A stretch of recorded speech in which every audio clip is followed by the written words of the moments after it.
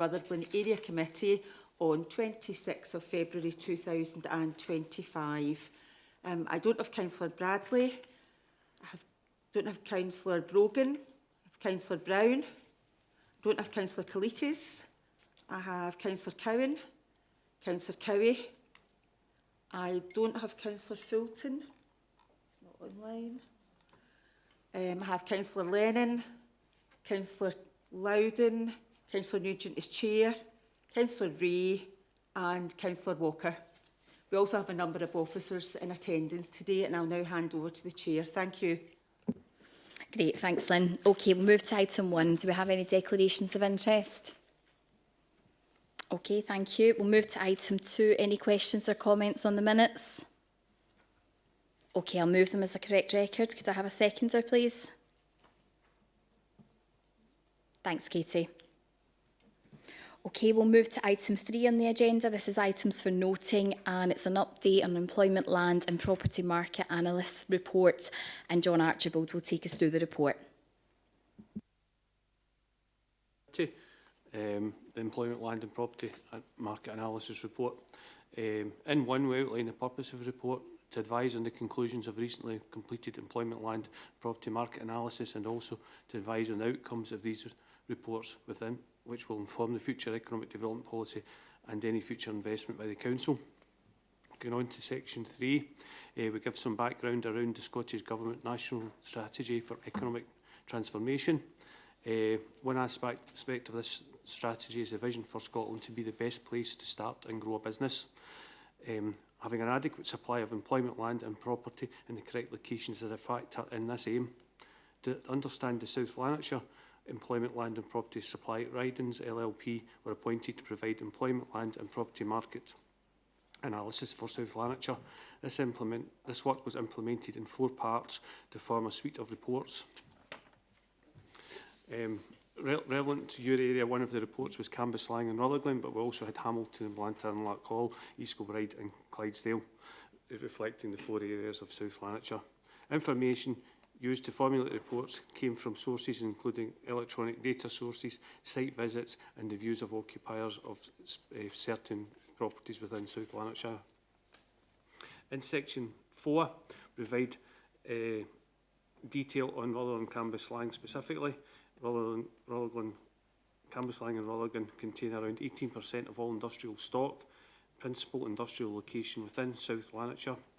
The area is 2.88 million square feet of industrial space, includes some larger facilities, including Tata Steel Works at Clydebridge, Cambuslang.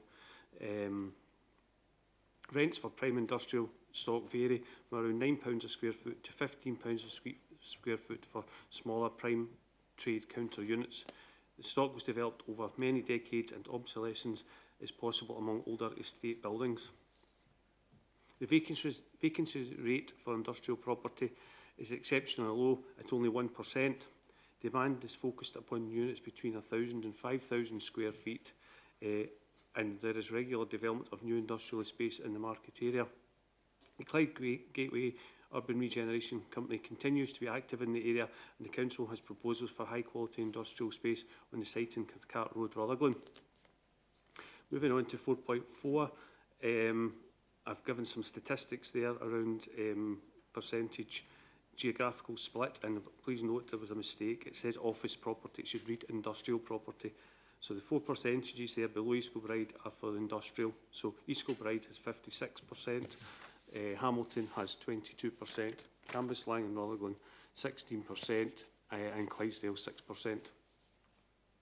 Moving on to the office market, it's important to note that the office market is moving to smaller, better quality offices to meet various requirements. Cambuslang and Rutherglen accounts for 14% of South Lanarkshire Council's total office floor space in town centres and business parks. Annual take-up of offices is also low and is focused on smaller suites. Rents are competitive for occupiers, but would not. Rents are competitive, but this would not support new office development. The percentage geographical split of office property across South Lanarkshire is as follows: 44% Hamilton, East Kilbride 38, Cambuslang and Rutherglen 14, and Clydesdale 4. In 4.7, we give the wider South Lanarkshire context. The industrial property market in South Lanarkshire is extensive. Industrial property is estimated at 15.9 million square feet. South Lanarkshire's principal industrial development era was in the 1970s to the 1990s. This means there is more than half of the local authority area's industrial stock is at least 44 years old. With older stock, energy efficiency is an increasing concern, both in terms of carbon emissions and energy costs. In 4.83, we outline that South Lanarkshire Council has low industrial property availability, currently sitting at 3.8% overall. It is likely that occupiers will experience restricted choice of premises in terms of locations, sizes, specification, quality and modernity. In terms of the office market, South Lanarkshire has an office availability rate of 12%. This is marginally above the 11% availability in the Glasgow city region as a whole. In 4.8, a nice word there, conclusion, we're getting to the end. And the summary report identifies a number of actions. These include measures and recommendations on a South Lanarkshire wide basis, as well as localised for the Cambuslang and Rutherglen area. This includes stimulate and refurbish existing industrial stock, actively encourage the creation of development-ready plots, review Shawfield and explore its potential for a range of uses as well as offices. Consultancy work identifies that the demand for high-quality office that led to the Shawfield Master Plan has now changed, and although there will continue to be specific requirements, a mixture of industrial, bioscience, high-value manufacture and uses requiring extensive land provision should now be considered. In Section 6, funding, we note that European Union structural funds are now not available. However, to replace the loss of the European funding, funding relating to levelling up agenda, community local government, green free ports, investment so in place, community wealth, city deal, etc. can all come into play. The Council will continue to pursue identified opportunities, but going forward the private sector will be key to investment and supply. In 7, we outline the next steps and timescales. These South Lanarkshire-wide priority areas and potential interventions where external funding were required to identified include targeting existing industrial stock, provision of service plots between 0.2 and 0.5 hectares, monitor industrial development, monitor the office market, development of Magenta at Shawfield, in conjunction with Clyde Gateway, review the opportunity to diversify the market at Magenta whilst retaining the option for core office investment. It should be noted that the Council will have a role to play in delivery of many of these actions identified in the reports, although in many cases the role will be that of a regulatory body with limited direct involvement in delivery. And in 7.4, we outline our proposals for Carcart Road, Rutherglen. In support of the findings of the analysis report, it is proposed that the redevelopment of the site be brought forward to deliver high quality, lettable commercial space. Additional funding will be identified to deliver this project. However, the first stage, the procurement and appointment of the design team, has been undertaken and early surveys and design work undertaken. Feasibility, statutory consents and budget permitting a completion date during the summer of 2026 is targeted. In 7.5, we explain that we are looking at further opportunities at key sites, including Clyde Gateway owned sites at Shawfield Innovation Campus and the Clyde Bridge Steelworks at Cambuslang. These sites form part of the Council's bid to Glasgow City Region enabling and delivering commercial space project. And finally, in 7.6, we draw your attention to the Council's Invest South Lanarkshire website, which is now built, and this will serve as an important platform for the marketing of key sites and property and serve as a gateway for private sector investors, developers to contact the Council. Chair, I refer back to section 2, where the committee is asked to note the contents of this report. Thank you. Great, thanks very much for the update. Okay, we'll open it up to questions. I'll bring in Andrea.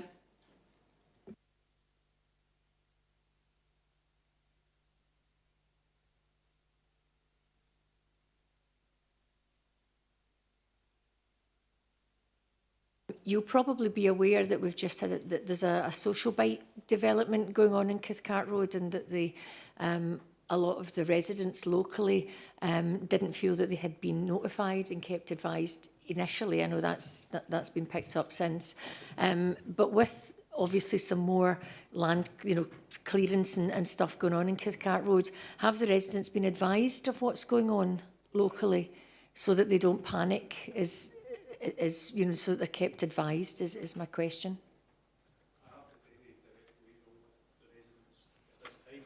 At the moment, it's all pretty much a desktop piece of work. You might see things happening on site in Cathcart Road, but that's more related to the housing improvement programme in the area. So in short term, nobody should be getting concerned because there's nothing happening short term. I've taken note, and we will look to do some kind of information dissemination. Great. I think on top of any statutory plan permission consent, we'll look to do something else. But in the short term, there's nothing happening physical on site, apart from men with clipboards. Be assured that nobody should be terribly horrified. Yeah, I mean, the residents know that that's designated commercial or industrial or however it's termed, but it's just so that when anything starts to happen, if we could make sure that the immediate community are kept advised, that would be very helpful. Thank you. Yes, Robert, thanks. Thanks very much, Chair. It's partly a comment, really, that we're fairly limited, aren't we, in the Cambuslang and Rutherglen area in terms of the opportunities that there are. I mean, an awful lot rests on the Cathcart Road site, on the developments that Clyde Gateway are looking at and so forth. But in terms of the private sector, where you indicate there's a problem that they can let places, they're affordable rents for people, but it doesn't provide the finance with which to actually redevelop them to modern standards. There's clearly a bit of a challenge there, and I wondered the extent to which there was potential to engage with private owners or developers to try and produce, if you like, more modern facilities there.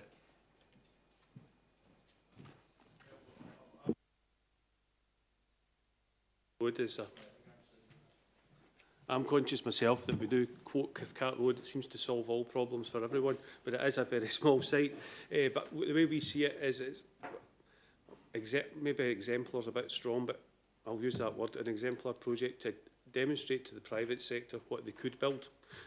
So we're planning to have a number of different green technologies within the build, things that can be delivered by the private sector, nothing absolutely over the top, but sensible, affordable measures that could be installed in a unit that perhaps would increase the value of the unit on a rental basis. So we hope to do that, and we're engaging with our Estates Department to ensure that information round about that, and perhaps an open information round about it, and perhaps something that an event that they can come and see it. Perhaps we haven't explored that fully yet. It's something we're looking at. We are also conscious that a lot of the industrial stock is getting older, whether it's our stock or the private sector stocks. We are looking at opportunities to what we can do to encourage investment, and I think the start of that is to invest in our own. If we've got better stock than everyone else, people come and occupy our units, then that encourages the private sector to do similar. Okay, Katie. Thanks. Thanks very much for the report. I thought it's really interesting to hear about this sort of move towards smaller office space. That's what I wanted to talk about in particular. I was thinking about maybe entrepreneurs or businesses that are just starting up, just getting on their feet. Maybe they're looking for something a bit more temporary, a bit of peace and quiet, or something more flexible. Because what's happening elsewhere, I noticed this the other night. I'll not mention the brand to give a bit of advertising, but I was somewhere for a coffee, and they've now just restricted their free Wi-Fi to 1 hour. And then obviously we know what's happened with libraries and so on. So it's this sort of idea of loss of third space for people to just go and do a wee bit of work. When a few of us went down to Clyde Gateway and we saw Magenta, you can see that sort of more flexible space in actions. You've maybe got one or two people who are in like a room essentially, and then sharing the communal facilities, which is obviously less of an outlay for them. Temple Community Centre in Rutherglen is another one. I've been in there, and they can offer small studio space. So say you're trying to start a photography business or a podcast business or something, you can go in maybe for a day, a week, a month, a couple of months and book some time to be doing that. I know we've got recommendations, and we've got, I think it's 7.1.4 about looking at flexible office space. I think within that it would be really interesting if we could consider looking for these sort of shorter bookable periods of time where people could come in and just get that wee bit of chance to have a desk and Wi-Fi. Thank you. I certainly take a note of that, and I kind of agree with most of everything you've said. Obviously it's all come about after the pandemic and everyone's changed their way of working, and I think we're all now aware that it will continue to change, but it's never going to go back to the way it was. So we need to look to that, and we're working very closely with the Gateway, who obviously developed Magenta, and we did reference the wider Shawfield sites. And although there was the master plan did originally say we would like that it was appropriate to cover it all in high density, high quality office, recent work has suggested that perhaps that market has moved on. So I'm only asking the question to myself now, is there an opportunity for a Magenta phase 2 or something like that? But we'll certainly keep that in mind. Thank you. Okay, Ian. Can you activate your mic again? Try again. Put it off and put it on again.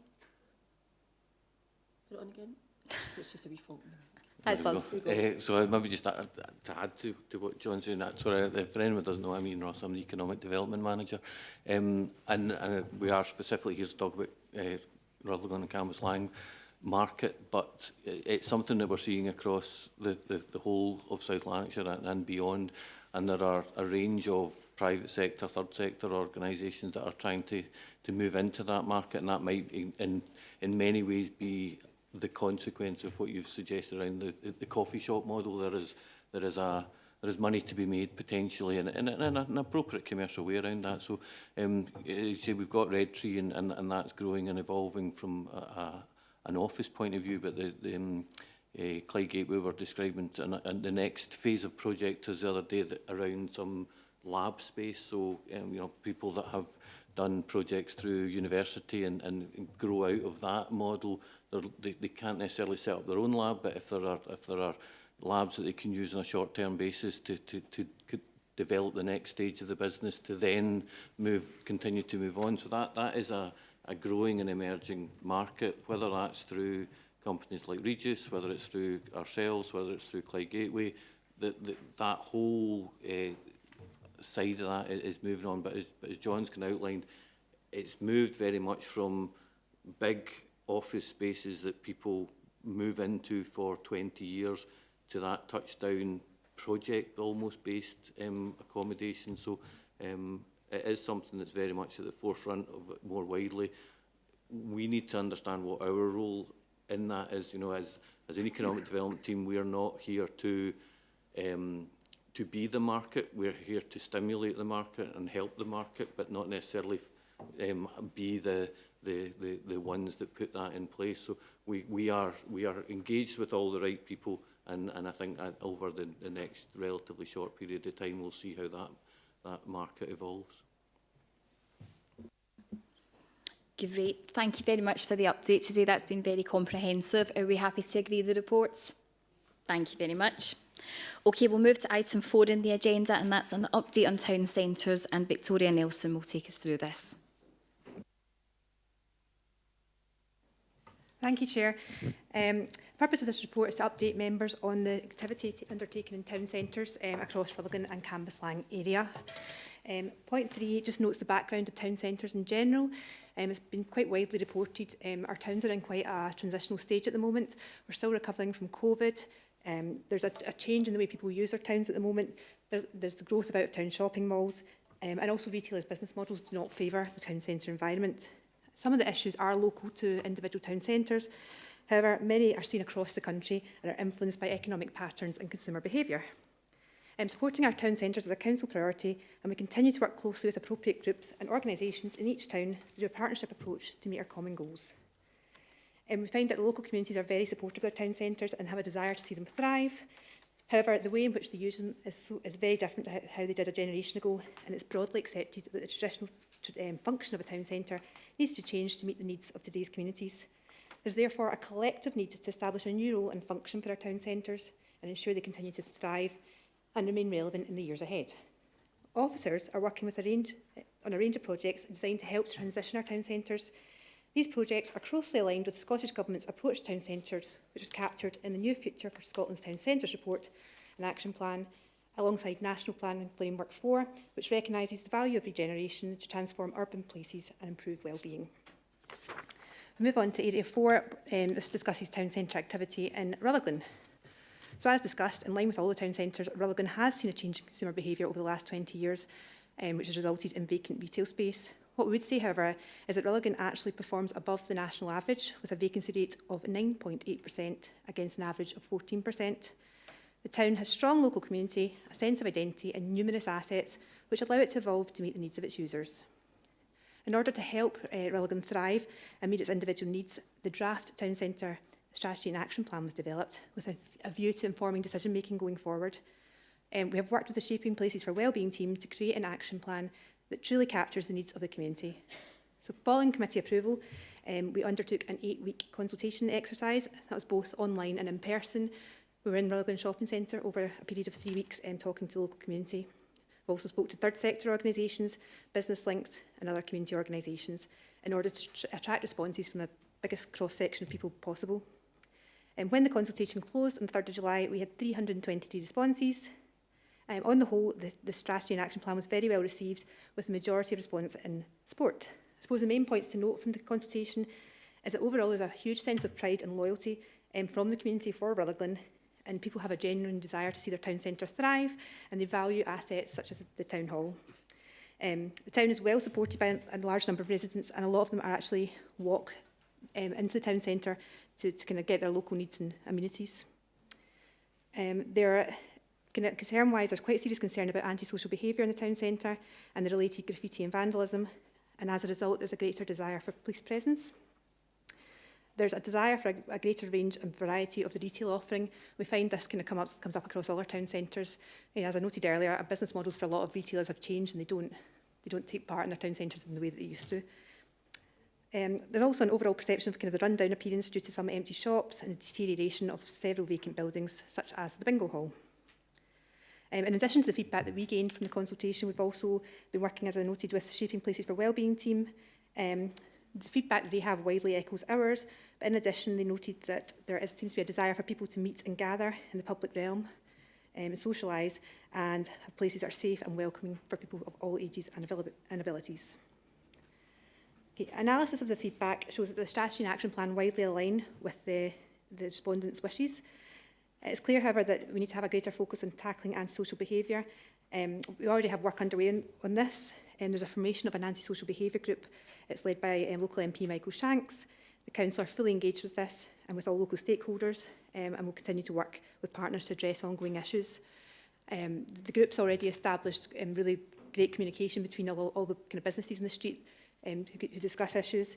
Further, we've had some kind of other projects come out, such as the benches from outside Wetherspoons have been removed, as this was a kind of hotspot, and the police have been working with Universal Connections, and they've reported a drop in antisocial behaviour on the back of this.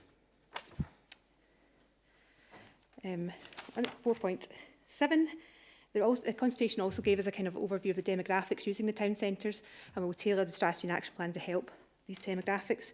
For example, for our kind of older population, we have initiatives around dementia and neurodivergence will also be considered to ensure that the town centre is inclusive and accessible for all. We'll be looking at projects such as that seen in Prestwick to help this community. As noted above, we've been working closely with the Shaping Places for Wellbeing team. This is a 3-year programme running until March 2024, delivered by Public Health Scotland and the Improvement Service, jointly with local authorities and NHS boards, and it had the aim of reducing health inequalities. The programme attempts to stop problems developing through the use of an upstream approach to address social determinants of health, and it was recognised that much of the ability to make improvements in the area sits with local partners, which includes the council. The Rutherglen area was selected as a test site due to the level of health inequalities in the town, the strong local infrastructure and the work being complementary and adding additionality to the range of activities which was already underway. The outcomes of the Shaping Places for Wellbeing programme has improved data collection, which has been used to inform economic development, planning and community engagement strategies and actions going forward. We move on to point 5. This looks at town centre activity in Cambuslang. It's noted that Cambuslang Town Centre actually also performs above the national average, with a vacancy rate of 11.8% against an average of 14%. In the same vein, this town has a strong local community and identity which supports the town centre, and it has recently benefited from a new streetscape which has significantly improved the main shopping route. The original streetscape was one of the main actions of the original Cambuslang Town Centre Strategy and Action Plan, which was delivered successfully through the work of the Council and Cambuslang Community Council as partners. The plan is due for renewal in 2025, and we have meetings scheduled in with the Community Council to start to discuss their aspirations and the shape of the plan going forward. Again, we'll meet with the local partners and consult with the local community and update the action plan in line with their needs, and we'll bring this back to committee later in the year. Just to note as well, Cambuslang Main Street has also been taking place as part of a litter strategy pilot, and officers have been working with the local community, Cambuslang Community Council and businesses in the area to try and resolve commercial waste and housing waste that is presented on the streets due to no alternative. Due to the topography of the street, there are difficulties when it comes to presenting commercial waste and domestic waste in Cambuslang, with the closes at the back being inaccessible for pick-up. So we continue to look for solutions. New residential bin shelters, it says, has recently been erected. At the time of writing, we thought that would be the case, but they are due imminently to be erected in the main street to improve the presentation of domestic waste, and we're continuing to work with businesses to try and find a solution for commercial waste. At point 6, we just talked generally about town centre living. This is a key policy of the Scottish Government. The development of housing within town centres can have a major role in creating strong and sustainable places, as well as supporting key policy aims around active travel, affordable and independent living, walkable neighbourhoods, the wellbeing economy, net zero, and the reuse of existing building assets. We are working with a range of public and private sector partners, including Scotland's Towns Partnership and Scotland's Futures Trust, to explore options around South Lanarkshire's town centres. A lot of this is to do with smaller sites whereby a larger developer wouldn't be viable for them. It's looking at parcelling these and trying to have a more attractive proposition for developers. As noted at 7, there are no employee implications, no financial implications at point 8. Every project in the action plan will be looked at individually, in a funding package. We'll look to draw that up for each one of them. Climate change, we obviously are working with alongside National Planning Framework 4, which sets an agenda for change to make our town centres more sustainable, livable and productive places, and this is at the heart of all of our action plans. At point 10, other implications, it's essential that we do play a full and active role in the future of our town centres. Not doing so will result in continued decline and greater demands on the limited resources there. And at point 11, the consultation requirements, we will continue to consult on all individual aspects of action plans going forward as required. So just take you back to point 2, I would just recommend that you note the current activity across Rutherglen and Cambuslang town centre areas. Thank you. Thanks for the report, Victoria. Okay, we'll open it up to questions. So Margaret Walker, please. Thanks, Chair, and thanks for the report. Really informative. Just to give you a further update in terms of Cambuslang Town Centre. You'll be aware, obviously, that it was proposed that the library in Cambuslang Gate had closed, but just to give you an update on that, we've been working closely with Cambuslang Community Council and utilising the library's future fund and the fighting fund that was actually set up by the Labour-led administration at the point where they were proposing to close the libraries. So managing to access that funding and also access some of the prosperity funding. We are now, and the Community Council is leading this, looking into survey work, and they've identified premises on the main street. And the hope is that there will be a community-based library, a community hub on the main street. For the moment, the library is staying open for 2 years. It's not shut, and so that service is still fully available. So I think that will really add to the investment that there already has been within Cambuslang Main Street. And I would like to acknowledge the work that's been done with the administration in relation to that.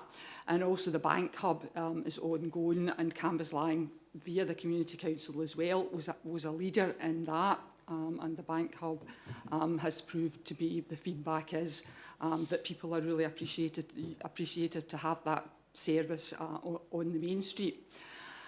Also, we were just at the budget meeting, as you know, there's been a community access fund, action fund set up, and hopefully via and in partnership with the community, we will be accessing some of that, you know, to make further improvements to the Cambuslang area. We also agreed through negotiations between myself and Joe Fagan and David Booth and the administration partnership access to 200 million for further development of the cycle track. Now, the cycle track, as you know, will economically attract business into Cambuslang as well, so that should, you know, uplift in terms of footfall and people accessing businesses and shops in terms of boosting the main street economically. So all in all, I think it's a very positive story in terms of Cambuslang just now, and again acknowledging that the Community Council have led on much of that, and also the access, you know, to various funding pots and saving the library, and acknowledge the work that the Labour-led partnership has done in relation to Cambuslang Main Street. So thank you for that update.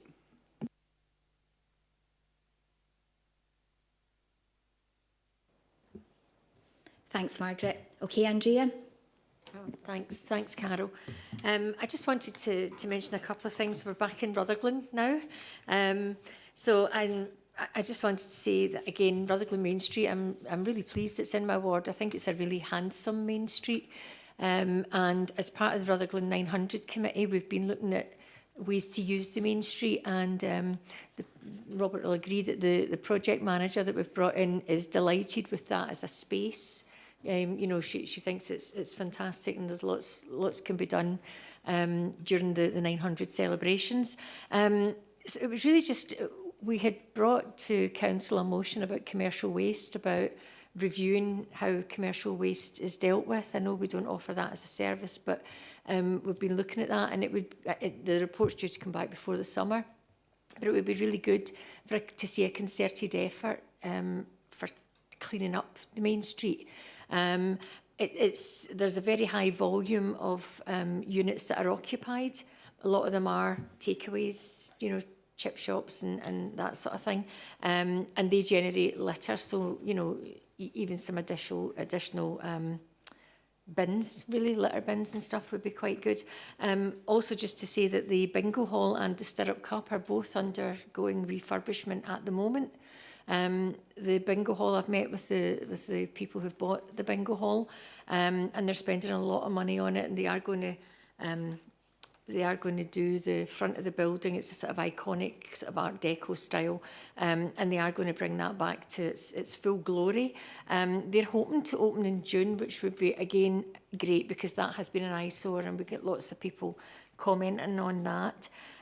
So basically, yeah, just, you know, the plans for Rutherglen are great. I would just like to see a concerted effort for it to be as spick and span as it could be, so that, you know, it all looks its best for next year. Thanks. Thanks, Andrea. Okay, Victoria. Hi. Yeah, I know we've got a litter strategy team set up with my colleagues in Community Resources, and they are looking at that. So there's issues with the waste in that if it's not causing an obstruction, they can't ask for it to be moved. However, they have started going out, and if it's not displayed properly or not put out properly, they've started going in and talking to shops and trying to enforce it that way. So they are out, and they're kind of looking at that now and trying to keep it as tidy as possible. Okay, Robert. Yes, thanks very much, Chair. Thanks for the report. I think my comment's going to be slightly negative to a degree, because we've got the Town Centre Action Plan allegedly working very closely with the Shaping Places people.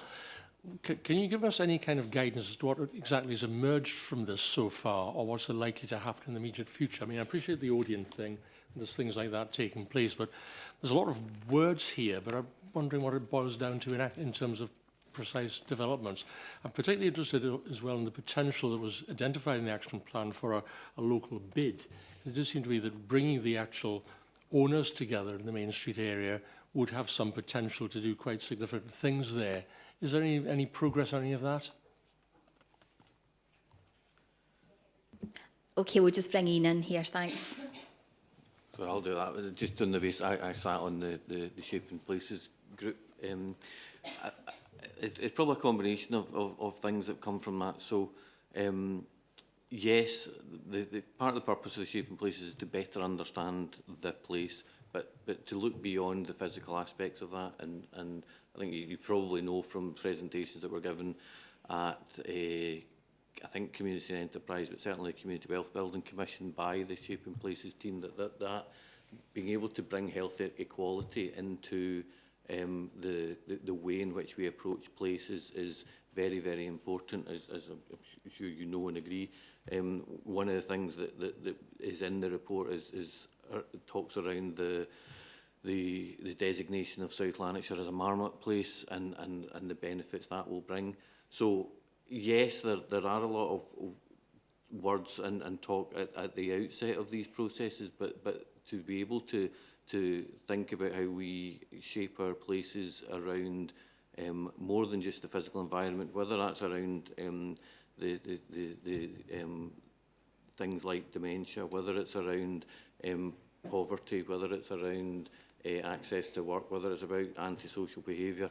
All of these are areas that perhaps weren't as fully explored in the past as they need to be.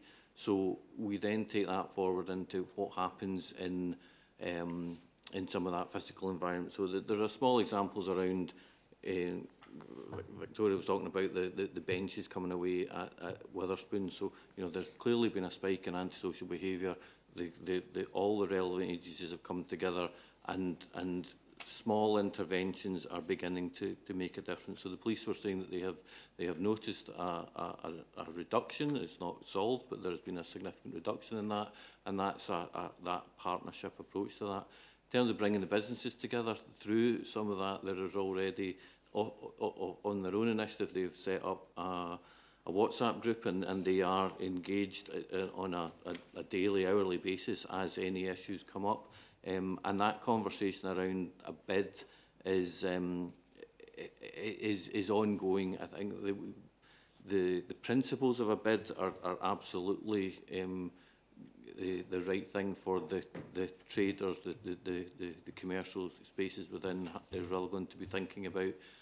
What they need to consider is there a large enough business base to support a formal bid, or should they use the principles with a slightly different approach to funding? So in other words, are there enough of the businesses that would make voluntary contributions to allow these initiatives to take place?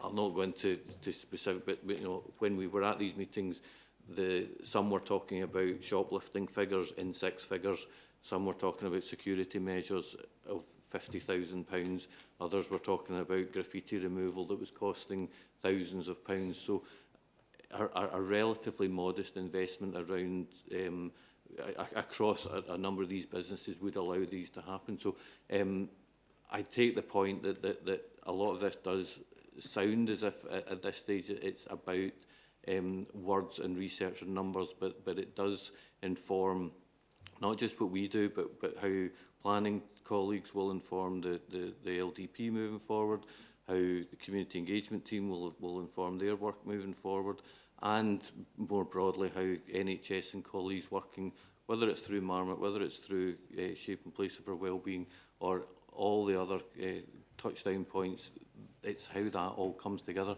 I appreciate that probably is an awful lot of more words, and I'm not sure that that's going to please you, but it does help pull all that activity together into something that's much more cohesive and hopefully serves the community much better. I appreciate, Chair, that in a way we understand all these things much better. But I guess if you're a member of the public, what you really want to know is what difference does it make to me on the ground? And I guess that's what I appreciate. Again, it's an action plan to 2028. It's not all going to happen kind of overnight. But nevertheless, this is 2025. And I just wondered, I think one would like to see in maybe future reports on this, actual actions that have made a bit of a difference in the thing. I'm pleased to hear what you say about the business groups getting together, so that's very positive, could lead to lots of other good things as well. But I guess there'll be a report coming back at some future point on this to this committee, and I would hope that by that time we're actually talking about a few very specific things that have actually happened that make life a bit better, as well as understanding why we make life a bit better for people. Thank you. Thanks, Robert. Okay, Katie. Hi, thanks, Chair. A comment and then a quick plea. Thanks, Chair. First of all, I'd like to join Councillor Walker in commending all of the work that Cambuslang Community Council is doing, especially in the face of the cuts that they've had to face. I've spoken to some of their members about this, and I know that they've got great ideas for the community hub, and I'm sure it will be very much valued, and we should all appreciate the Community Council's efforts. But I'm more than a little bit tired of the political spin around this. Cambuslang Library has not been saved. It's got a stay of execution just now. And a library is not a library unless it's got access to a trained and qualified librarian, trained library assistants, it's linked into the library catalogue, and it's got the full range of library services. I'm absolutely sure that the hub will be many fantastic things, and I'm really looking forward to see it thriving. But Cambuslang and Halfway are losing their access to our wider library ecostructure, and that's a fact.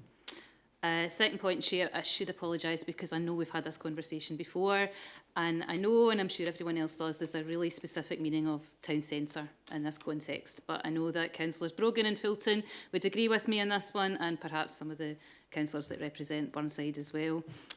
We obviously represent Halfway, which has got a centre space, a main street, strong sense of identity, seen a lot of flux and change with new houses popping up around it.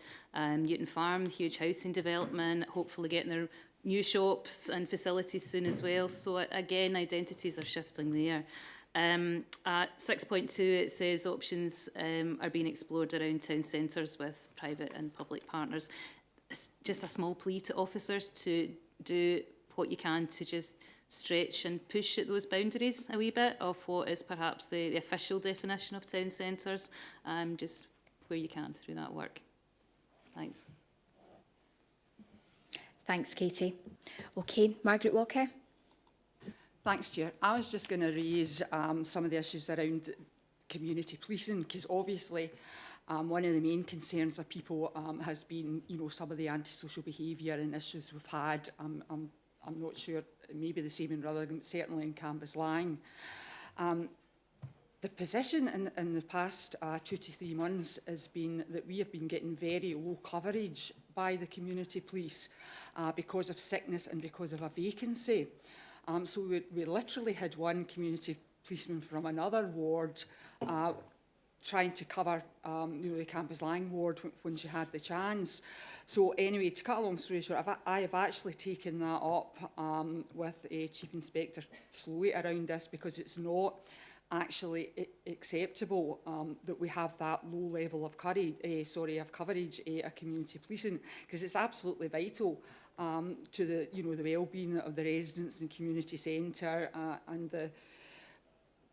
the whole issue around attracting people into community centres, that they're well covered in terms of community policing and being able to tackle antisocial behaviour. So it's just to say I have been given assurance that the vacancy will be filled, and there's going to be a temporary secondment, and also that the person that was off sick is going to return.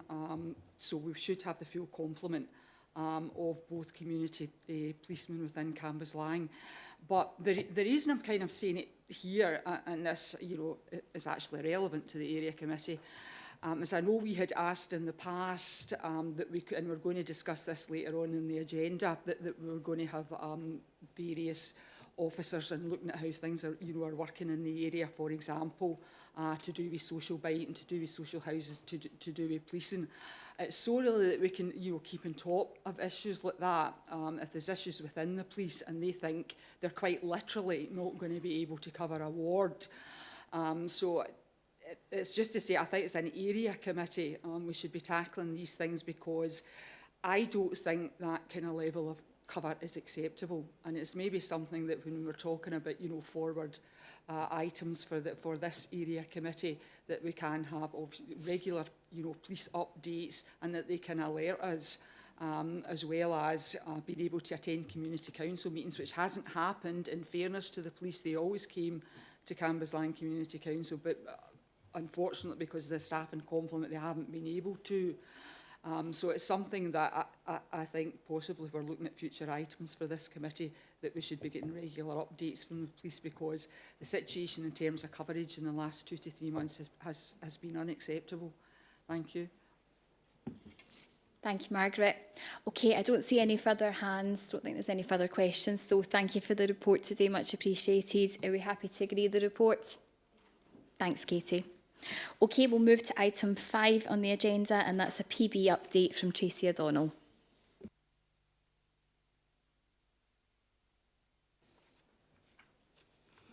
Thank you, Chair. Good afternoon, councillors. Today's update is just regarding our participatory budget, and for us for housing, you'll be aware that we have the estate improvement budget, which is a total of £40,000 across the 4 divisions, which equates to £10,000 for the Cambuslang and Rutherglen area. So we normally use that for anything that we can do that's out with our normal kind of a repair or anything that we think is going to improve the kind of local area. So you can see over last year for Cambuslang and Rutherglen there was 6 projects completed, and they're detailed there across various addresses in Cambuslang and Rutherglen. And also the housing investment for Cambuslang, the kitchen replacement programme. We actually started the new kitchen replacement programme in Rutherglen area for 24-25. It was concentrated in the Rutherglen area, so that's where they kind of started the pilot before they rolled it across the rest of South Lanarkshire Council. So for the estate improvement, as I say, we have a £10,000 budget. There was £9,980 spent, and the majority of these projects came from either the local elected members or the local housing officer or the local tenants themselves, raising issues to the housing officer. And in turn, what we have to do is we have to look at trying getting enough money that we can spend on various, and we do trying to spread it across all the areas in Cambuslang and Rutherglen. It just depends what kind of comes up, what we kind of come across, and we just kind of spend that, making sure that we try and do more than one project with the £10,000. For the kitchen programme, there was actually a total of 119 kitchens replaced, and they were all in the Rutherglen area. And the tenants, there's an option for the tenants of 3 different various designs for the kitchens. So they all get to pick their own finish and the type that they want. And we've had really good feedback so far from all the residents.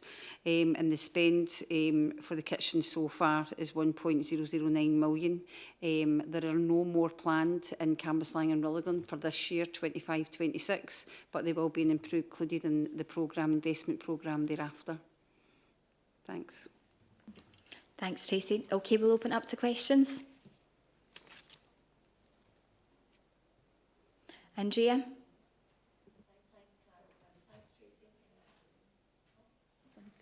Someone's going on with my mic today. Thanks, Carol. Thanks, Tracy. So I always like this wee report, just, you know, the wee things that are getting done. So thank you for that and for keeping us in the loop. Also really good about the new kitchens and the investment that's going on in our housing stock.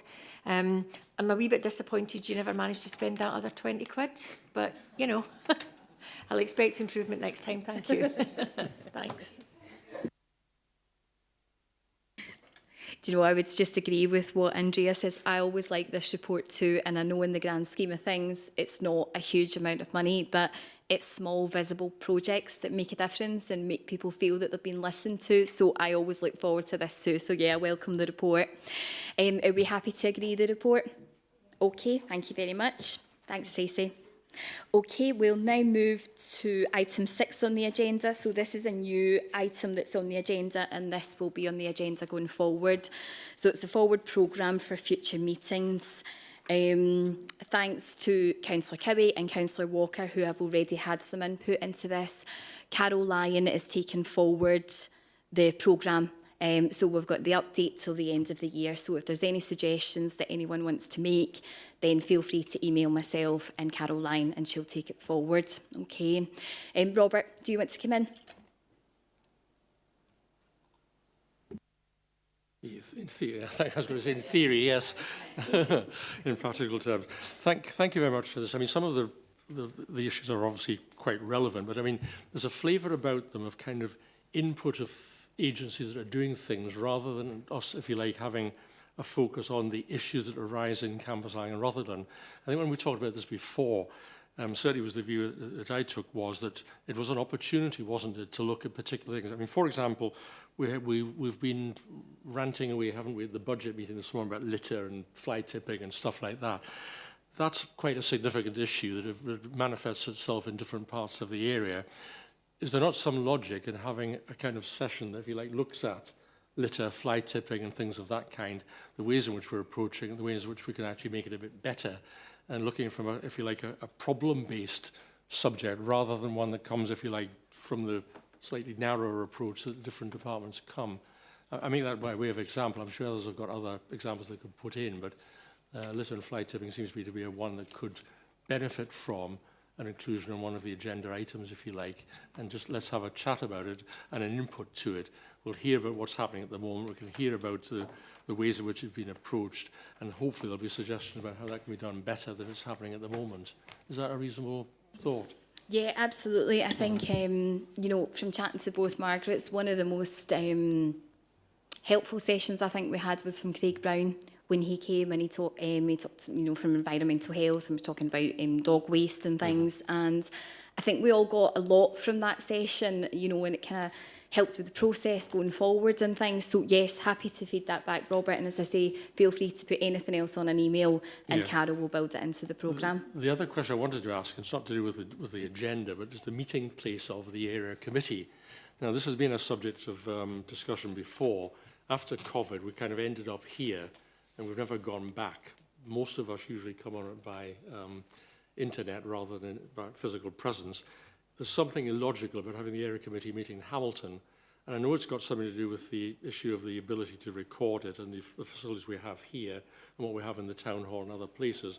At the same time, I'd be interested to know how many people are actually watching the area committee as we currently stand here.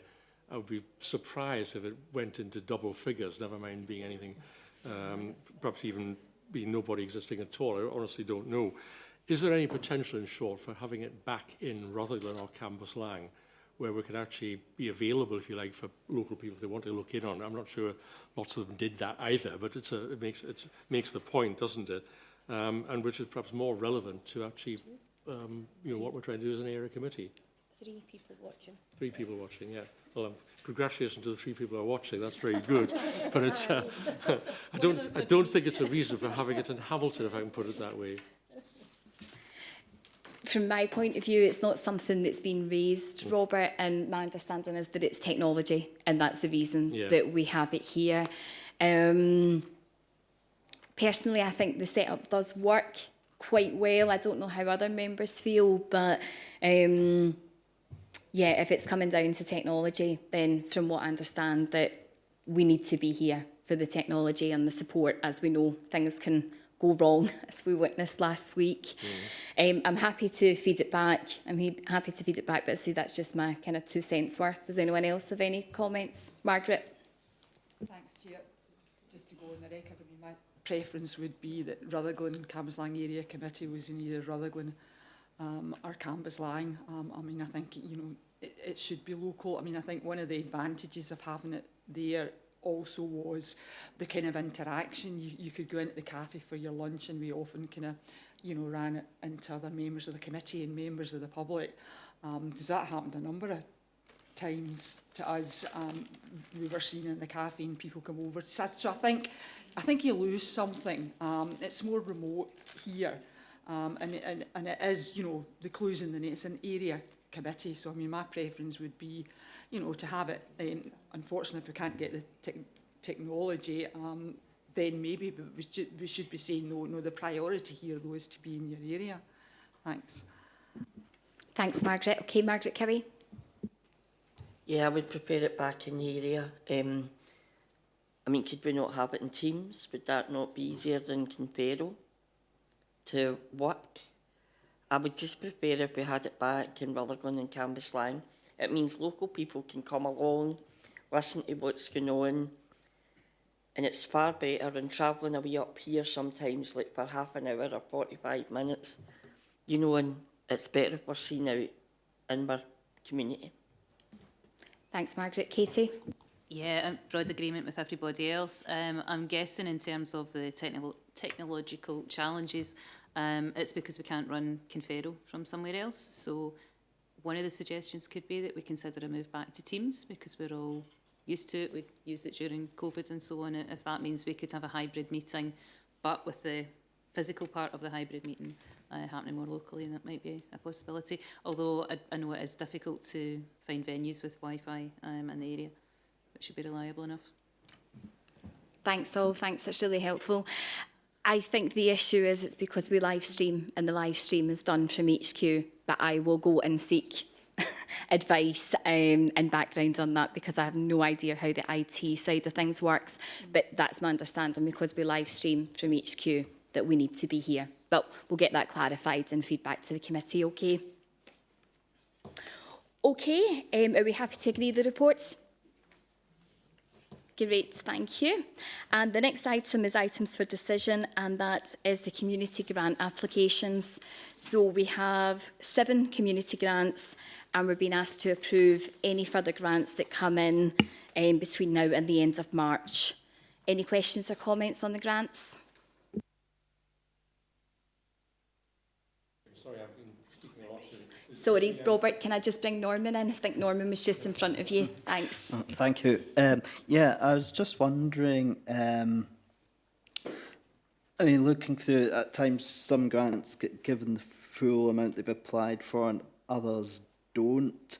But at the same time, I've noticed that the majority of the money in the fund for the year hasn't yet actually been spent. And given we've got, what, a month or so left, I was just wondering if there's a particular reason why some of them don't get the full amount they've applied for, given that there's so much money still available.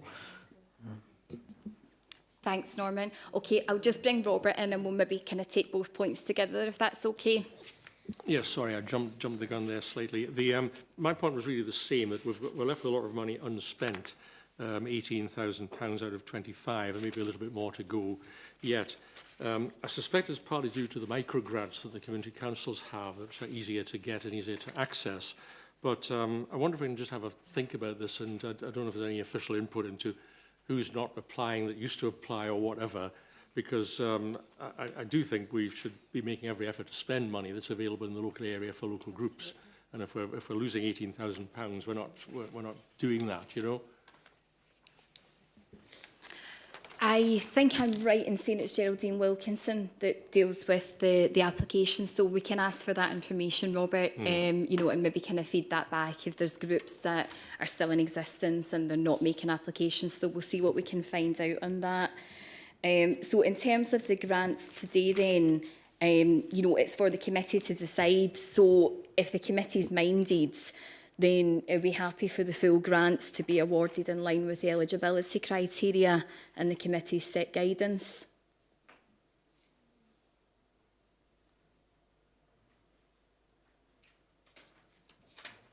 Pia? You'll need, okay. you need someone to propose the motion and someone to second. That's fine, Just that's make fine. Sure you've not got anyone. No, that's fine. Okay, is everyone happy with that? If that's the case, then I'll propose the motion and someone can second it. Okay, great, thank you. Okay, so I'll just read what I've said there. So on that basis, we're happy for the committee to have a discussion on the matter, which we've done. If the committee is minded, we're happy for the full grants to be awarded in line with eligibility criteria and the committee's set guidance. And Councillor Ray will second that. Just to say, sorry, I should have said that's an amendment rather than a motion. And I'm just being corrected, that's an amendment rather than a motion, so thanks for keeping me right, Lynn, thank you. As we all know, it's been quite a long day. Great, so we're happy to agree that, thank you. We have no items of urgent business, so thank you for your attendance and I'll see you all soon. Take care.